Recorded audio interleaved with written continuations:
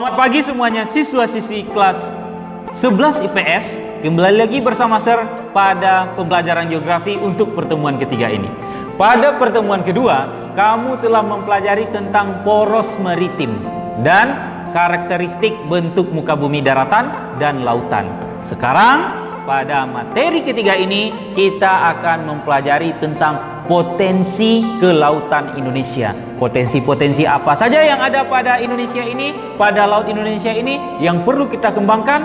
Mari ikuti pembelajaran yang akan Sir sampaikan.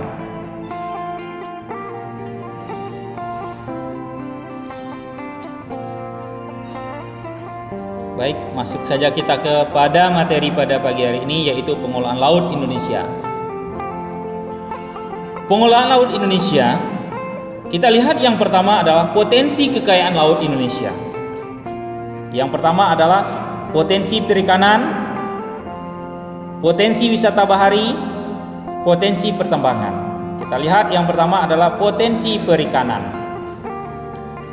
Dari peta yang saya tampilkan, artinya apa? Potensi perikanan di wilayah Indonesia ini, hampir seluruh wilayah Indonesia ini memiliki potensi perikanan yang besar.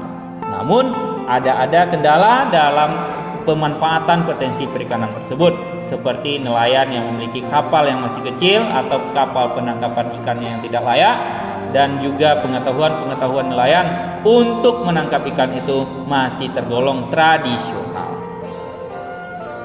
Yang kedua adalah wisata bahari. Wisata bahari ini bisa kita lakukan, atau wisata bahari itu adalah wisata yang berkaitan dengan laut. Apa saja wisata yang bisa dilakukannya di sana, yaitu ada surfing, ada menyelam, ada memancing, dan ada yang lainnya. Nah, beberapa tempat surfing yang terbaik di Indonesia ini ada di Pulauan Mentawai, di Kepulauan Bali, di Sulawesi. Nah, itu merupakan tempat surfing terbaik di Indonesia, dan juga ada di Lombok. Berikutnya, ini adalah kuis untuk kelas kamu. Silakan kamu lihat gambar ini dan kamu jawab nama ikan apakah yang sertanya. Tapi kamu jawabnya sesuai dengan kelasnya masing-masing. 11 IPS A, 11 IPS B, 11 IPS C, dan 11 IPS D. Berikutnya adalah pertambangan. Pertambangan yang bisa dilakukan di laut adalah pertambangan minyak bumi, pertambangan gas alam, dan juga pertambangan biji timah, biji besi, serta pertambangan pasir. Nah, di mana sektor pertambangan yang ada di laut ini, jika tidak dikelola dengan baik, dapat juga membuat kerusakan terhadap lingkungan. Berikutnya adalah pengolahan laut Indonesia. Pengolahan laut Indonesia ini masih ada menyebabkan terjadinya pencemaran di laut. Kita lihat terjadinya pencemaran di laut ini disebabkan oleh apa? Yaitu pencemaran di laut disebabkan oleh minyak, limbah industri, limbah pertanian, dan lumpur. Artinya minyak ini kenapa? Karena penambangan tadi yang bocor minyaknya, atau pengeboran yang bocor, kebocorannya, dan juga bisa akibat tenggelamnya atau terbaliknya kapal-kapal tanker pengangkut minyak. Limbah industri ini karena industri langsung membuang sampah ke lautan. Limbah pertanian seperti pestisida, dan lumpur adalah lumpur yang dibawa oleh sungai ke dalam laut. Ini lumpur ini semakin banyak dibawa oleh sungai. Kenapa? Karena alamnya di daratan telah rusak. Lumpur juga bisa menyebabkan air sungai menjadi keruh, sehingga menyebabkan air laut menjadi keruh juga. Berikutnya adalah eksploitasi sumber daya laut yang tidak bijaksana. Nah, seperti apa? Seperti penangkapan ikan secara besar-besaran hingga melebihi batas produktivitasnya, pantai yang rusak, batu karang yang hancur, dan pasir laut yang ditambang secara tidak bijaksana. Nah, ini kenapa bisa terjadi? Karena pengawasan di setiap wilayah kita yang sangat luas ini masih belum terawasi dengan secara baik. Apa hubungan batu karang dengan laut? Batu karang tersebut memiliki hubungan dengan laut adalah jika batu karangnya bagus, maka sumber daya perikanan di laut tersebut juga akan banyak, karena ikan-ikan tersebut suka membuat rumah-rumah atau berdiam diri di karang-karang di laut tersebut. Berikutnya adalah bencana alam.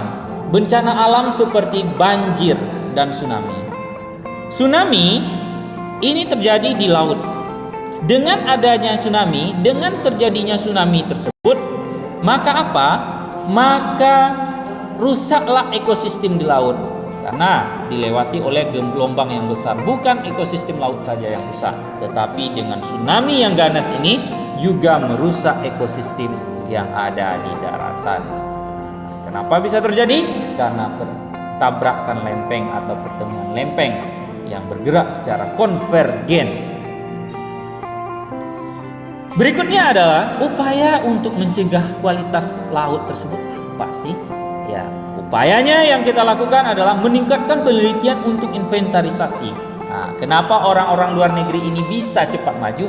Karena negaranya mendorong orang untuk melakukan penelitian-penelitian. Berikutnya adalah memberi sanksi kepada nelayan menangkap ikan dengan racun. Nah, ini memang menangkap ikan dengan racun ini sangat-sangat kita larang. Kenapa demikian? Karena dia ini akan membunuh seluruh ikan yang ada di sana, sehingga produktivitas ikan akan semakin turun dan semakin turun, dan tangkapan berikutnya akan semakin berkurang. Berikutnya adalah memberi sanksi kepada pembuat limbah beracun. Artinya memang industri-industri yang berada di sekitar pinggir laut atau berada di sekitar pinggir sungai harus kita kontrol secara baik. Kita lihat, kita pantau, kita kontrol sesuai dengan AMDAL yang telah ditetapkan. Dan yang terakhir, melakukan pembinaan dan pendidikan kepada masyarakat. Dengan masyarakat memiliki pendidikan atau pengetahuan yang baik terhadap menjaga laut, maka selain lautnya dia jaga, maka penangkapan ikan dia juga. Baik, setelah kamu mengikuti pembelajaran yang saya sampaikan mengenai potensi kelautan Indonesia ini, maka kita simpulkan bahwa masih banyak wilayah-wilayah Indonesia ini yang memiliki potensi-potensi kelautan yang luar biasa belum terkelola dengan baik.